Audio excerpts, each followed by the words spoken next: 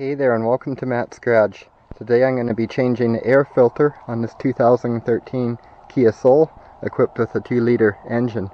Okay, so this couldn't be simpler. Just make sure the housing is somewhat clean, and then there's a clip right here and another clip right here, and then it's notched in back here, so just look at that as I see. You have to slide those out of those little notches back in there, and then you'll be able to lift this up quite a bit. Don't overdo it because you are flexing a hose back there. Pull that filter out, and this filter's pretty clean still, so I think I'm just going to put it back in. I wasn't sure, didn't know the history of it, but it's the same thing if you get a new filter as me putting this back in. Just going to set you guys up for a second here. Okay, so again, just pull that up. Make sure that box down there is kind of clean too. You can get in there and vacuum it out.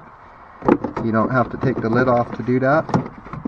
You just snake that in there, drop it in, and then the biggest thing is these tabs at the back. You have to get them, you make sure you get them under those two hooked into there, and then you slide it back, and you'll feel it kind of slip down into the right place, and then you just clip these tabs and you're done. That's all there is to it. So I do hope you found this little video helpful and informative. Thanks a lot for watching Matt's Garage. Don't forget to like and subscribe, and have yourself a great day.